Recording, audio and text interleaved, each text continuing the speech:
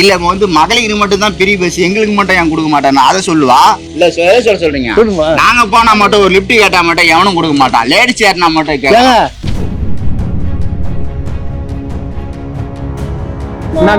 நலிந்த நடிகர்களுக்கும் சரி அந்த கட்டடத்துக்கு கட்டுறது சரி எதுனா விஜய் ஹெல்ப் பண்ணிருக்காரா? சரி, கடைசி கேள்வி உங்ககிட்ட கேக்குறேன். விஜயோட கொள்கைன்னு சொல்றீங்களா, என்ன கொள்கை? என்ன கொள்கை சொல்லிட்டாருங்க, அது நீங்க சொல்லுங்க. என்ன கொள்கையை பிடிச்சிருக்கு?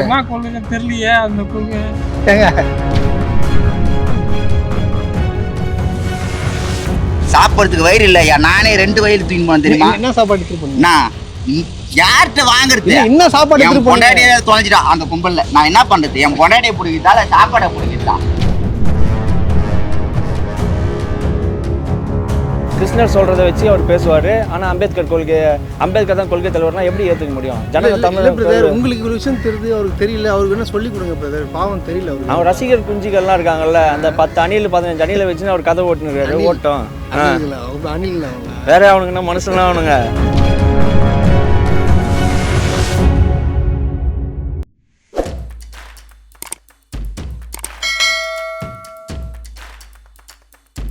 ரோஸ்ட் பிரஸ் நேயர்களுக்கு அன்பு வணக்கம். இன்னைக்கு நம்ம எது பத்தி பொதுமக்கள்கிட்ட கேட்க வந்திருக்கோம்னு பாத்தீங்கன்னா, நடப்பு அரசியல் பற்றியும் பாத்தீங்கன்னா, இப்ப அம்பேத்கர் பத்தி சர்ச்சையெல்லாம் வந்துச்சு. சோ அவங்களுக்கு என்ன புரிதல் இருக்கு, இது அரசியல் மாற்றம் ஏற்படுமா ஏற்படாதா என்று பல கேள்விகளை வந்து பொதுமக்கள் கிட்ட நேரடியாக கேட்க போறோம்.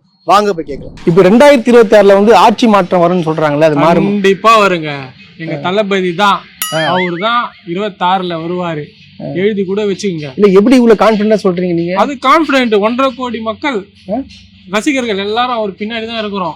கண்டிப்பா இல்ல 1.5 கோடி ரசிகர்கள் இருக்காங்கன்னு சொல்றீங்க, எப்படி நீங்க கரெக்டா இருக்கிறாங்க? எல்லாரும் தான் சொல்றாங்க, அவங்க கிட்ட 1.5 கோடிக்கிறாங்க, இவங்க கிட்ட 1.5 கோடி, எங்க கிட்ட 1.5 கோடி இருக்கிறாங்க. அப்போ அதிமுக கிட்ட 1.5 கோடி, இங்க 1.5 கோடி, இங்க கோடினா பார்த்தா அதிகமாக தலைவா கோடினா வச்சுக்கோங்க. எங்க கிட்ட அந்த 1.5 கோடி எங்க கிட்ட தான் இருக்கிறாங்க.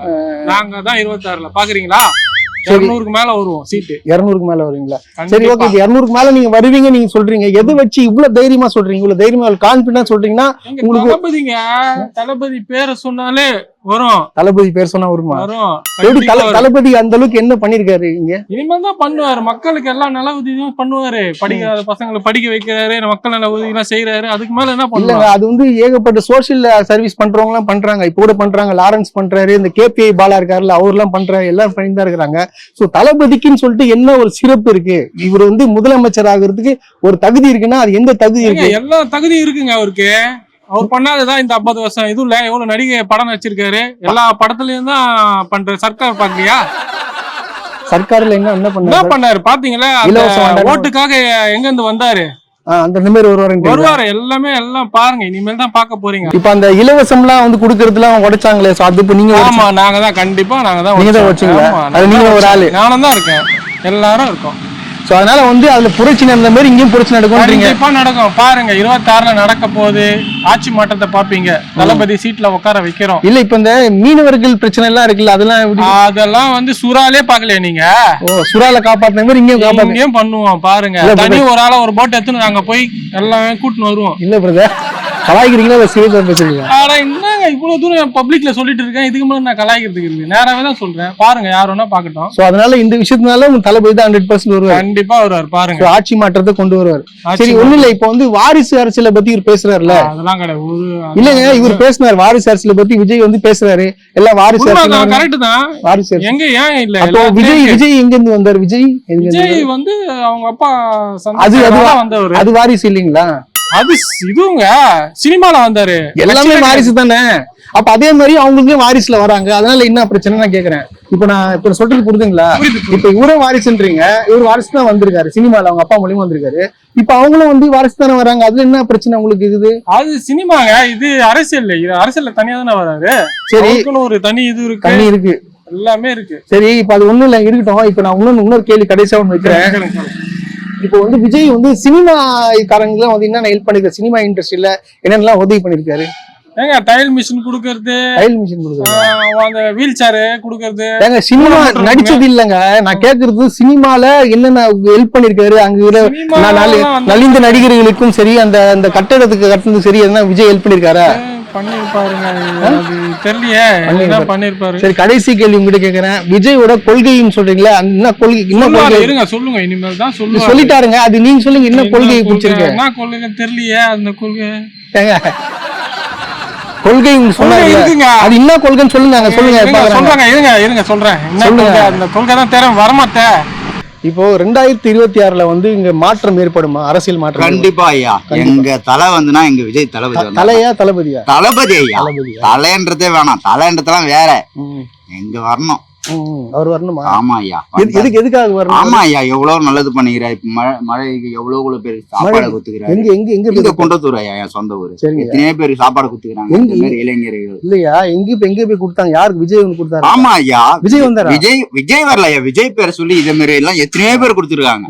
அவங்களால பொங்கல் புளியோதரை என்ன தேவை, செடிங்க மரங்க அப்படியேப்பட்ட ஐயா வரணும் எங்களை பொறுத்த. அதனால வந்து இந்த மாதிரி சாப்பாடு 10 ஐயா அப்படி கிடையாது ஐயா. அவரு 10 பேர் கொடுத்துதான் வரணும் அரசியல். அது எப்பயுமே வரணும் தான் ஆசைப்படுறோம். எதுக்காக ஆசைப்படுறீங்க? ஆமா, படத்துல நடிச்சனால. ஐயோ படம் விட்டு போங்க ஐயா. சரி, எதனால உங்களுக்கு விஜய் பிடிக்கும்? அவர் எதனால கிடையாது, சில நல்லதெல்லாம் பண்றாங்க. நல்லது பண்றாங்க, என்ன பண்றாங்கன்னு சொல்லுங்க. ஐயா நான் சொல்லக்கூடாது ஐயா. பரவாயில்ல சொல்லுங்க. இப்ப என்ன மக்கள் இல்ல இப்ப பாத்து பேசுறீங்க. இப்ப என்ன கொடுக்க போறீங்க?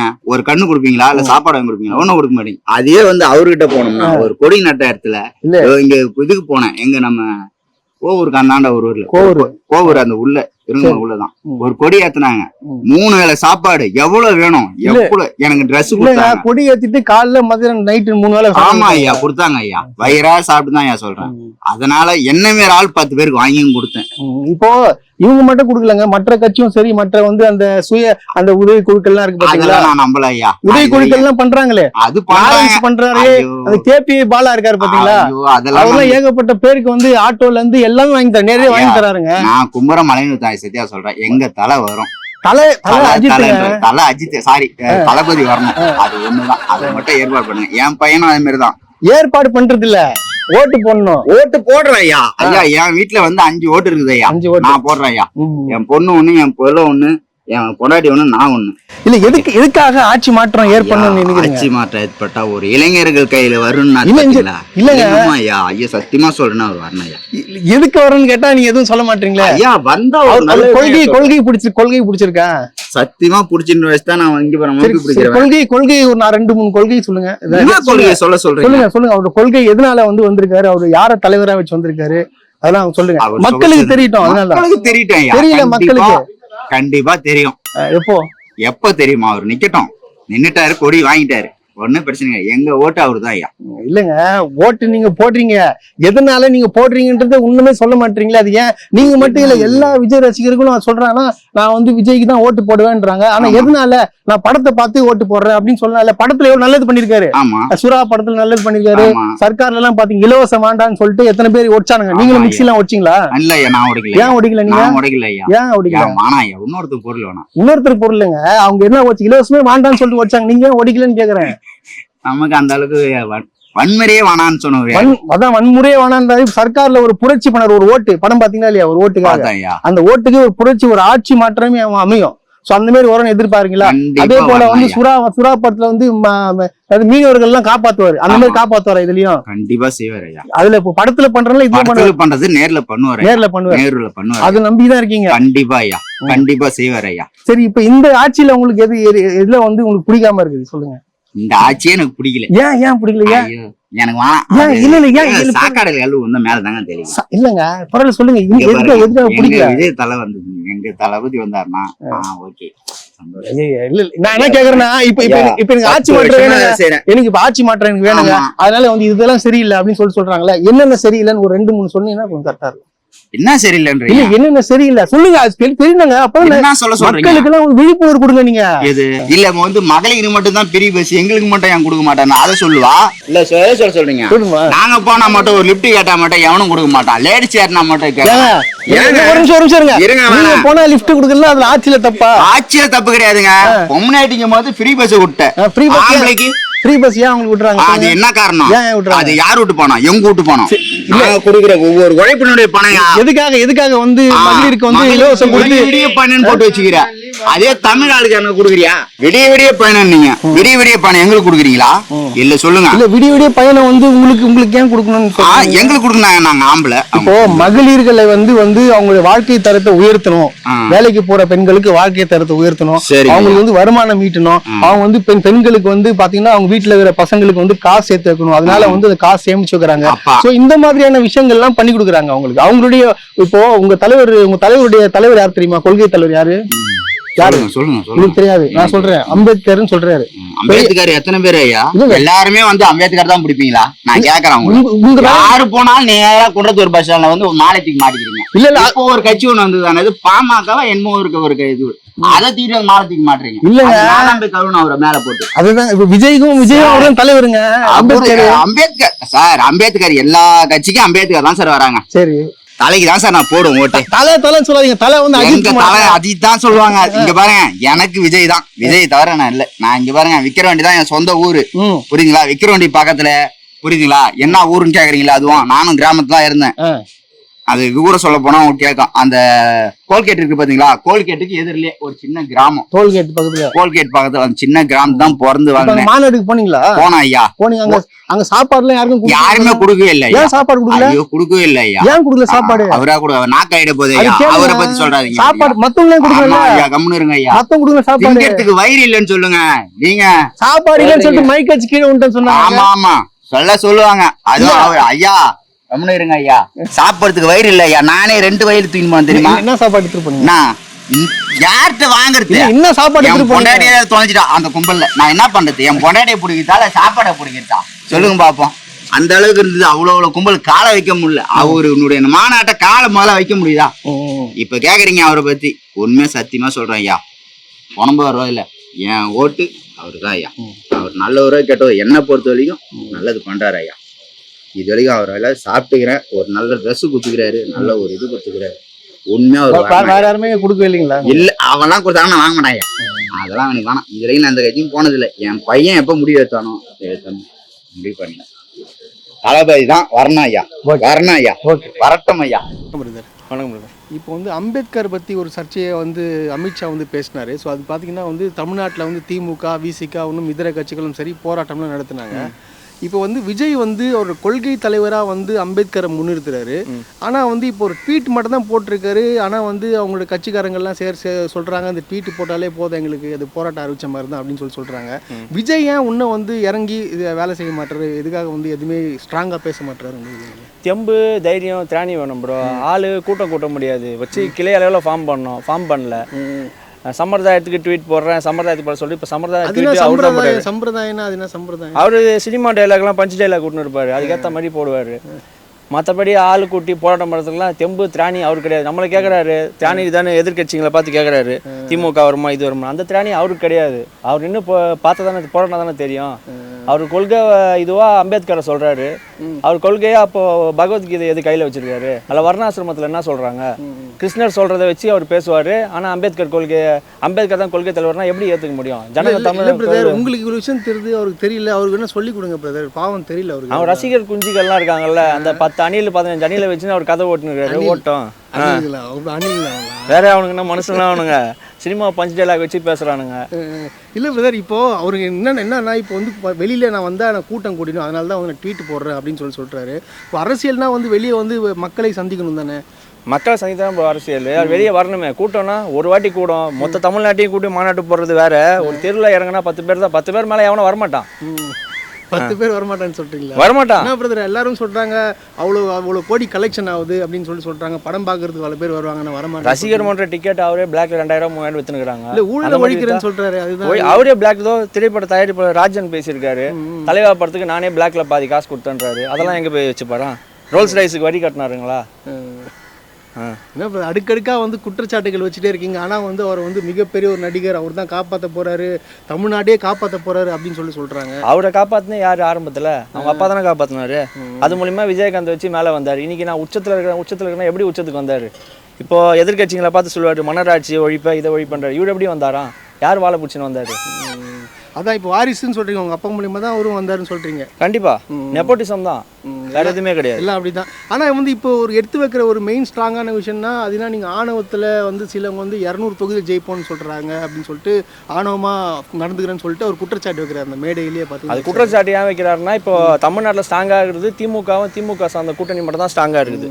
வேற எந்த கட்சியும் இல்லை. ஆல்ரெடி ஒருத்தர் கையை வச்சுன்னு போராடுவாரு, அவர் கூட சேர்ந்துன்னு இவரும் இப்ப கலாய்க்கிறாரு. அவ்வளவுதான், ஒண்ணும் இல்ல. இல்ல பிரதர், நான் சொல்றது உங்களுக்கு கான்செப்ட் புரியல நினைக்கிறேன். அவர் என்ன சொல்றாப்புலன்னா, இந்த மாதிரி வந்து ஆணவமா வந்து 200 தொகுதி ஜெயிப்பேன்னு சொல்றேன்னு சொல்றாரு.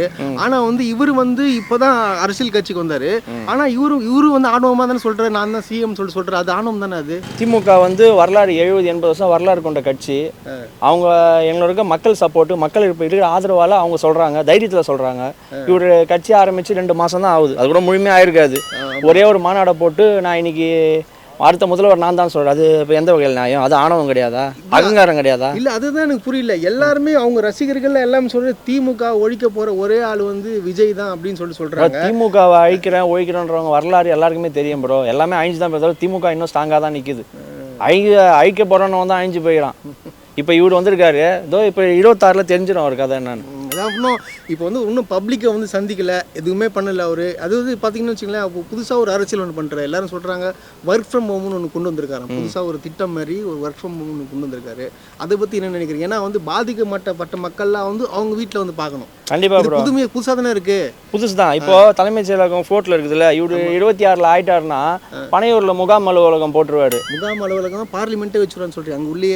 ஆமா, பனையூர்லேயே வச்சுருவாரு. பனையூர்லேயே வச்சுட்டு எம்பி எம்எல்ஏ எல்லாம் அங்கே வர வச்சு, எப்படி ஆல்ரெடி கொடநாடு ஒன்று வந்ததோ அதே மாதிரி இப்போ பனையூர் பங்களா மாறிடும். அந்த தெரு ஃபுல்லாக உட்காந்துன்னு அராஜகம் பண்ணிருப்பாரு. இல்லை பிரதர், இப்போ வந்து இப்போ நிறைய பேரும் சொல்றாங்க, மீம்ஸ்லாம் போடுறாங்க, இந்த மாதிரி யாருனாச்சும் இறந்துட்டா கூட அந்த டெட் பாடி எடுத்து வந்து அவர் வீட்டில் வச்சுட்டு அவர் வந்து துக்கம் சொல்லுவேன்னு அது பண்றதுக்கு கூட வாய்ப்பு இருக்குது ப்ரோ. கண்டிப்பா இதெல்லாம் ஒரு முன்னெடுப்பு தானே பிரதர். இப்போ எல்லாருமே வந்து இறங்கி போயிட்டு அங்கே போய் டைம் வேஸ்ட் பண்றதுக்கு அவங்கள வீட்டில் வர வச்சு இந்த மாதிரி விஷயங்கள்லாம் பண்ண நல்லா தானே இருக்கும். கண்டிப்பா. அது ஒரு வீடா இல்லை திருமணம் பண்ணப்போமா இல்லை எழு வைக்கிற இடமான்னு தெரியல, எல்லாமே பண்றாரு. எல்லாம் பண்றாரு. எல்லாமே அந்த பனையூர் பங்களாலே முடிஞ்சிடும். கண்டிப்பா. இப்போ பனையூர் பண்ணியாருன்னு சொல்றாங்களே அவரை சொல்லலாம். 2026 பண்ணியார் முடிஞ்சிருவாரு, சேர்த்து முடிஞ்சிருவாரு. சரி, இப்போ 2026 வந்து இப்போ சொல்றாங்களே பிரதர், இப்போ வந்து விஜய் வந்து அடுத்த படம் நடிக்க மாட்டேன்னு சொல்றாங்க. இப்போ இதுக்கு 2026 அப்புறம் படம் நடிக்கிறதுக்கு வாய்ப்பு இருக்கு ப்ரோ. எப்படி சொல்றீங்க? அவர் தான் சிஎம் ஆகுறாருங்க. சிஎம்ன்றது சும்மா ப்ரோ, அது உள்ள ஒரு நாடகம். சும்மா இப்போ ட்ரைலர் தான் விட்டுன்னு இருக்கிறாரு. மெயின் பிக்சர் 26 கண்டிப்பா ஏதாவது ஒரு படம் தெலுங்கு படத்துல இருந்து ஏதாவது ஒன்று எடுத்து பண்ணுவாரு. படத்துல சிஎம் ஆயிடுவார். ஆமா, இப்பயோ நடிச்சுதான் இருப்பாரு. படத்துல தான் ஆவார். 2028 31 டார்கெட் வச்சு ஆவார். மற்றபடி ஒன்றும் பண்ண முடியாது. கடைசி கேள்வி பிரதர், இப்போ வந்து இவர் விஜய் அவர்களை வந்து இப்போ அவர் எம்ஜிஆர்னு சொல்றாங்க, அதை பத்தி என்ன நினைக்கிறீங்க?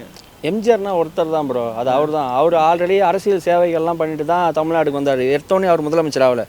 திரைப்படங்கள்ல திராவிட கருத்துக்கள் சொன்னாரு, திமுகவில் இணைஞ்சு பணியாற்றினாரு. அது மூலியமான கருத்து வேறுபாடில் அவர் மக்களை சந்திச்சு, அவர் சீஃப் மினிஸ்டர் தவிர மக்களை சந்திச்சு ஓட்டு போட்டு மக்களை சந்திச்சு சீஃப் மினிஸ்டர் ஆனார் தவிர வெறும் வாய்ஸ் எவடாலோ லெட்டர் பேடை விட்டோ அவர் ஆகல. லெட்டர் பேடு கூட உள்ளே பிரதர், ட்விட்டர் மட்டும் தான் இருக்கு. ட்விட்டர்ல மட்டும் தான் எல்லாம் பண்றாங்க. அது ட்விட்டர்ல பண்ணுவார். அதுவும் முடிஞ்சு போயிடும் இன்னும் கொஞ்சம் சீக்கிரத்தில். அவ்வளோதான். அது கட்சியில வந்து சிலவங்க எல்லாம் சொல்றாங்க, அது ட்விட்டர் வாழ்த்து கழகம் சொல்றாங்களே, அது உண்மையா அது பொய்யா? எடுத்துக்கலாம் பிரதர். ட்விட்டர் வாழ்த்து கழகம் கூட நல்லா தான் இருக்கு. அதே கூட வச்சுக்கலாம். பேர் மாத்திக்கலாம். சரி, 26 அப்புறம் தெரியும். சரி, ஓகே. இல்ல, இப்போ பாத்தீங்கன்னா இப்போ அம்பேத்கர் பத்தியான ஒரு சர்ச்சையான விஷயங்கள்லாம் போயிட்டு இருக்கு. ஏன்னா அமித்ஷா வந்து அம்பேத்கரை பத்தி தேவையில்லாம பேசுறதுனாலையும் பாத்தீங்கன்னா ஏகப்பட்ட போராட்டங்கள்லாம் வச்சுச்சு. பாத்தீங்கன்னா இப்போ தமிழக அரசு கூட திமுக சார்பா கூட என்ன ஆச்சுன்னா இப்போ உங்களுக்கு ஆர்ப்பாட்டம்லாம் நடந்துச்சு. இப்போ இதுல பாத்தீங்கன்னா விஜயோட ஸ்டாண்ட் வந்து மறைமுகமா இருக்கு. அதை பத்தி நீங்க என்ன நினைக்கிறீங்க? நீங்க அவரு ஸ்டாண்ட் எதுவுமே பண்ணலீங்களே. அவர் சும்மா ஒரு 4 பக்கம் ஏதோ பேசிட்டு அப்படியே போயிடுறாரு. அவரு விஜய் ரசிகருங்க யாருமே வந்து இறங்கி போராடவே இல்லை இதை பத்தி. ஆனா அம்பேத்கர் தான் எங்க தலைவர்ன்ற மாதிரி பேசுறாங்க. அதான் கேக்குறேன். இப்போ அவர் வந்து அம்பேத்கர் என்ற கொள்கை தலைவர்னா இப்போ பாத்தீங்கன்னா இப்போ திமுகவும் சரி, விசிகாவும் சரி, இல்ல இன்னும் 2-3 கட்சிகளும் சரி இறங்கி போராடினாங்க. பட் ஆனா பாத்தீங்கன்னா இவங்க இது போராட்டமே இது அறிவிக்கல, எதுவுமே பண்ணல, வெறும் ட்விட்டர் மட்டும் தான் போடுறாரு. சோ இவரை வந்து எப்படி மக்கள் தேர்ந்தெடுப்பாங்கன்னு நினைக்கிறீங்க? அதுக்கெல்லாம் வாய்ப்பே இல்லைங்க. மக்களுங்க அதாவது நம்மளுக்கு வந்து என்னன்னா அவரு அம்பேத்கரை முன்னிறுத்துறாரு தவிர, ஆனா அதுக்கான எஃபோர்ட் அவர் போட மாட்டாரு. இறங்கி வந்து பாக்கணுங்க, பப்ளிக்ல என்ன நடக்குதுன்னு பாக்கணும். வீட்டுல ஏசி ரூம்ல உட்காந்து நீ போட்டினா அதுக்கு என்ன கேட்டா கூட்டம் வருதுன்னு சொல்றாங்க. அது கூட்டம் வந்து யார் வேணாலும் கூட்டத்தை கூட்டலாம். கூட்டம் வர்றது ஒரு மேட்டரா? இல்ல, கூட்டம் வருது அதனாலதான் நான் வந்து வெளியில பப்ளிக் வர முடியல அப்படிலாம் கிடையாதுங்க. இல்ல, தங்கை அனிதா இறந்ததுக்கு போனாரு, அதுக்கு வரலையா? அப்போ அதே மாதிரி இப்போ இந்த சாராயத்துல வந்து குடிச்சு எல்லாம் சேர்த்தாங்க, கள்ளக்குறிச்சி மேட்ரு, அது கூட தான் போனாரு. அதுக்கு அங்க வரலையா யாரும்? அதெல்லாம் இல்லங்க, சும்மா அவரு பேசணும்னு பேச. அதுதான் ஏன் வர மாட்டாரு, வீட்டுக்குள்ளேயே வராரு. பட் ஆனா அன்னைக்கு பாத்தீங்கன்னா மழை பயங்கர வெள்ளம் வந்துச்சுல, அப்ப பாத்தீங்கன்னா ஒரு கீர்த்தி சுரேஷ் கல்யாணத்துக்கு எல்லாம் போயிட்டாரு. சோ அதை பத்தி அதுதாங்க அவரு அரசியல்ன்றாரு. ஆனா அவருக்கு சினி ஃபீல்ட்லயும் இப்பயும் ஒரு ஆசை இருக்கு போல, அவருக்கு ஆசை இருக்கு. அதனால அவரு எய்தர் 2 சாய்ஸ், இது கை கொடுக்கலாம் மறுபடியும் சினி ஃபீல்டுக்கே போயிடுவாரு. இல்ல அதுதான் இப்போ எல்லாரும் ஓட்டு போடுன்னு சொல்றாங்க அவருக்கு. அவர் ரசிகர்கள்லாம், அவங்க ரசிகர் மட்டும் ஓட்டு போடுவாங்க, ரசிகர்லாம் ஓட்டு போடுவாங்க. ஏன்னா இன்னைக்கு டிஎம்கேவா இருக்கட்டும் யாரா இருக்கட்டும், இவங்களாலே ரொம்ப கஷ்டப்பட்டு தான் எல்லாமே பண்றோம். ஆனா அவ்வளவு பண்ணியும் பேர் இல்லைன்னு தான் சொல்றாங்க. இப்ப இவர் வந்து என்ன பண்ண போறாரு, ஒரு நடிகரா இருந்து அடிப்பட்ட மக்களுக்குன்னா தேவன் முதல்ல அவருக்கு தெரியணும். முதல்ல போய் களத்துல இறங்கி எல்லாரையும் பார்க்கணும். எவ்வளவு அரசியல் சும்மா இல்லைங்க, அரசியல் எவ்வளவு பெரிய இதுன்றது அவருக்கு தெரியல. இல்ல கேட்டா எம்ஜிஆர் கூட தான் வந்து படத்துல நடிச்சிட்டு வந்தாரு, அதே மாதிரி நானும் ஒரு எம்ஜிஆர் தான் அப்படின்னு சொல்றாங்க நிறைய பேர். அது தப்பு அவர் பேசுறது. எம்ஜிஆர் வேற, எம்ஜிஆர் பண்ண அரசியல்லாம் வேற, இப்ப இருக்கிற இதெல்லாம் வேற. அது எம்ஜிஆர் இவரு எல்லாம் நீங்க கம்பேரே பண்ண முடியாது. இப்போ வந்தாருன்னா இப்போ அரசியல் காலம் வந்து 2000 வந்து ஒரு மாற்றம் ஏற்படுமா? எனக்கு தெரிஞ்சு டிஎம்கே தாங்க இப்பயும். ஆமா, 2026 டிஎம்கே தான். பிரதர், இப்போ அம்பேத்கரை பத்தி பாத்தீங்கன்னா உங்களுக்கு ஏகப்பட்ட சர்ச்சைகள்லாம் வந்துச்சுல, பிரச்சனை போராட்டம்லாம் நடந்துட்டு இருக்கு இல்லையா? சோ வந்து இப்போ அமித்ஷா வந்து என்ன பேசுறான்னு சொல்லிட்டு உங்களுக்கு தெரியும்ல? தெரியும். அந்த மாதிரி அவர் பேசலாமா? அவர் பேசுறது தப்பு தாங்க. அம்பேத்கர் பத்தி அவருக்கு என்ன தெரியும்? அவர் வந்து அந்த ஜாதி வருமா மத வருமா தான் பேசுறாங்க. அம்பேத்கர் வந்து நம்ம சட்டத்தை உருவாக்குது. இப்ப அவரை வந்து அந்த சீட்ல உட்காந்துக்கிறாருன்னா அது காரணம் அம்பேத்கர் தான். அவர் வந்து இந்த மதம் இனம் பிரிக்கிறது தப்பு தான், அவர் பேச தப்பு தான். ஆமா. இல்ல இப்போ வந்து இங்க பாத்தீங்கன்னா இப்போ அரசியல் கட்சிகள் எல்லாம் பாத்தீங்கன்னா போராட்டம் நடத்துறாங்க. திமுகவும் சரி, விசிகாவும் சரி, மற்ற கட்சிகளும் சரி. இல்ல நான் என்ன பொறுத்த வரைக்கும் திமுக தான் நிறைய நடத்துறாங்க, வேற எந்த கட்சியும் நடத்தி நான் பாக்கல. விசிகாவும் வந்து நடத்துச்சு, விசிகா பண்ணாங்க. இல்ல இப்ப இவங்க எல்லாம் நடத்துறாங்க. பட் ஆனா வந்து விஜய் வந்து பாத்தீங்கன்னா இப்போ கொள்கை தலைவன் அம்பேத்கரா வச்சிருக்காரு. ஆனா வந்து அவரு மட்டும் ஏன் ஒண்ணும் போராடவே இல்லை? அவரு வந்து எனக்கு தெரிஞ்ச இந்த நூலகம், இந்த கான்ஃபரன்ஸ் ஹால்ல இந்த நிவாரணம் கொடுக்குறது, அந்த மாதிரி ஒரு 10 அடி ரூமுக்குள்ள தான் அவர் பண்றாரு. கண்டி வெளியே இறங்கி போராட்டம் பண்றாரு. அப்புறம் தலைவன் சொல்றாரு, அம்பேத்கர் தலைவன் சொல்றாரு. அப்புறம் அவர் கோவம் வரலையா? அம்பேத்கர் இந்த கட்சிக்காரங்களாச்சும் போராட்டம் பண்ணல, அதுவும் போராட்டம் பண்ணலையே. அம்பேத்கர் அவர் தலைவர்ன்றாரா? தமிழ்நாடு ஃபுல்லா அவர் தான், அம்பேத்கர் தான் தலைவர். அவரு அதனால சொல்றாரு. இல்ல இப்போ பிஜேபி மூலியமா பேசிதான் பண்றாரு அவரு. அது இருக்கலாம், இல்லாம போலாம், அதோடைய அவரு தான் தெரியும். ஏன்னா இது வரைக்கும் பிஜேபி எதிர்த்து ஒரு அறிக்கையும் ஒரு வீட்டுல எதுவுமே உள்ள, பிஜேபின்ற வார்த்தை கூட அவர் சொல்ல மாட்டாரு அவரு. அது ஏன்? அது மற்றபடி பாத்தீங்கன்னா இந்த கவர்மெண்ட் விமர்சிக்கிறார் தவிர சென்ட்ரல் கவர்மெண்ட் எதுவும் கேட்க மாட்டாரு. இப்ப வெள்ள நிவாரணத்துல கூட எடுத்துக்கணும்னு வச்சுங்களேன். இந்த வெள்ள நிவாரணம் வந்து பாத்தீங்கன்னா உங்களுக்கு இப்போ வந்து பாதிக்கப்பட்டிருக்காங்க மக்கள், அதுக்கு ஒன்றிய அரசு தான் கொடுக்கணும், நிவாரண நிதி இருக்குது. ஆனா வந்து இப்ப பாத்தீங்கன்னா வெறும் 6000 கோடி கேட்ட இடத்துல வெறும் 900 கோடி மட்டும் தான் கொடுத்துருக்காங்க. சோ அதுக்கு வந்து இவங்க எல்லாம் வந்து கேட்கலாம்ல, எதுக்கு நீங்க காசு கொடுக்க மாட்டீங்க? இதெல்லாம் நீங்க கேட்கலாம்ல. மத்திய அரசு கிட்ட வந்து நம்ம தமிழ்நாட்டுல இவ்வளவு சேதம் அடைஞ்சிருக்கு, நீங்க இவ்வளவு நிவாரணம் கொடுத்தீங்கன்னா எத்தனை மக்களுக்கு அவங்க போய் சேரும்? நீங்க அவங்க கேட்கற தொகுதியை வந்து ஒரு 3/4 ஒரு 1/4 ஒரு 1/2% கொடுத்தாதான் மக்கள் போய் சேரும். ஒரு எப்படி எறும்புக்கு தீனி தான் சொல்லுவாங்க, பழமொழி சொல்லுவாங்க, அது தெரியல. அது சொன்னு கொடுத்தா அது என்ன சேரும் மக்களுக்கு போய்? அது தப்புதான். சரிங்க, இப்ப விஜய் வந்து 2026 ஜெயிப்பாருங்களா? ஜெயிப்பாருன்னா எதுல? எலெக்ஷன்ல. அது ஓட்டு வாங்குறது பெரிய விஷயம் தான். அது ஜெயிப்பாருன்னா எதுல ஜெயிப்பாருங்க? சிஎம் ஆவன்றீங்களா? சிஎம் கேக்குறேன். ஏன்னா எல்லாரும் சொல்றாங்க அடுத்து சிஎம் ஆகுதான்னு சொல்றாங்க. முதல்ல ஒரு எம்எல்ஏ ஆகணும். எம்எல்ஏ ஆக மாட்டாரு. ஆமா. இப்ப பாத்தீங்கன்னா அம்பேத்கரை பத்தி வந்து உள்துறை அமைச்சர் அமித்ஷா வந்து ஒரு தவறான கருத்து வச்சதுனால பாத்தீங்கன்னா தமிழ்நாட்டுல போராட்டம் வெடிக்குது. பாத்தீங்கன்னா வந்து இங்க திமுகவும் சரி, விசிகாவும் சரி, அடுத்த கட்சி நிறைய கட்சிகளும் போராட்டம் பண்றாங்க. ஆனா வந்து கொள்கை தலைவர், முதல் கட்ட தலைவரா வந்து தாவேகா தலைவர் விஜய் அவங்க அம்பேத்கரை தான் வச்சிருக்காரு. பட் ஆனா ஒன்னும் போராட்டமும் ஒன்னும் பண்ணல, ஒரு ட்வீட் மட்டும் தான் போட்டாரு. அதுலயும் பாத்தீங்கன்னு வச்சுங்களேன், வந்து டைரக்டாவே பேர்லாம் சொல்ல மாட்டாரு. ஏன், எதுக்காக, என்ன யோசிக்கிறாரு அவரு?